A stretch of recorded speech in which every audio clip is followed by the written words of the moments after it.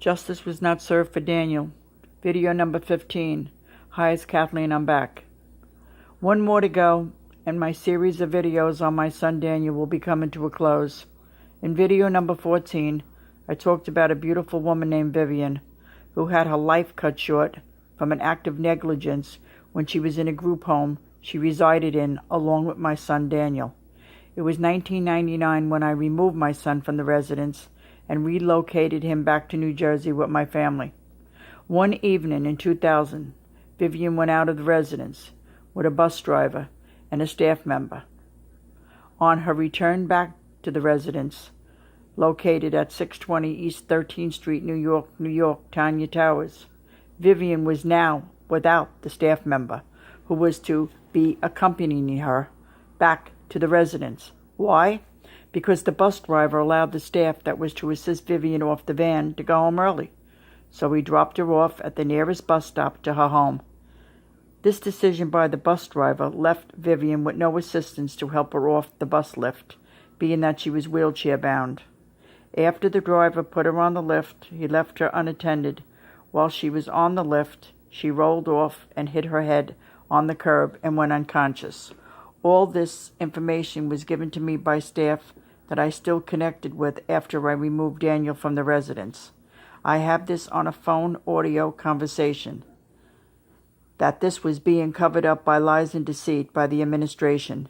Vivian went into a coma and never regained consciousness. A letter was written by my senator to the administration, Executive Director Edward R. Matthews, on this tragic event, and he never received a reply back. While I was in New Jersey, I continued to work on my lawsuit, even though this tragedy happened, while Vivian was under the care of UCP, now ADAPT Agency in New York City. This is when I received a call from my attorney's secretary that a problem arose with him. Right away, I was concerned it was a health issue. Boy, was I wrong. She informed me he was being suspended from his law practice for the next 2 years for conspiring with several other attorneys to cipher $200,000 from a mortgage company to keep his ailing law firm in Staten Island from failing. I was totally shocked. This was also viewed in the New York Post. From that day on, it was all on me to keep the lawsuit alive. How was that for dealing with the good, the bad, and the ugly? Now I was dealing with a not-so-upstanding attorney who was involved with illegal actions himself, and a not-so-upstanding administration that were using their power to cover up lies. Where was I to go now? I had to work on the lawsuit by myself, not having much knowledge of the law.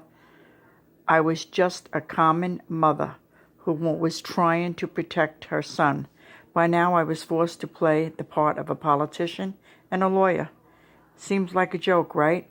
Well, it was not. It was a real-life reality show that I had been journeying on for years with my son. I also had to deal with a not-so-upstanding insurance attorney that was hired by the defendant's lawyers that represented the UCP, now ADAPT Agency. His goal was to shoot me down.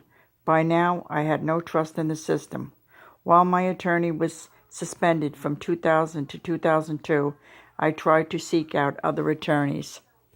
I was informed my case was now too muddy for them to take it on because of my attorney's illegal misconduct. While my attorney was doing his suspension, I was back in New Jersey working on my case, trying to keep it in survival mode. There were struggles that I drudged through, but I had no other options until my attorney was back doing his practice from his 2-year suspension.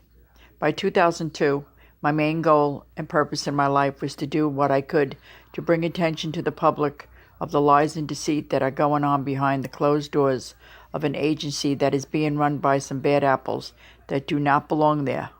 The big problem was I was the molehill, the agency was the mountain. They looked at me as I was making something out of nothing.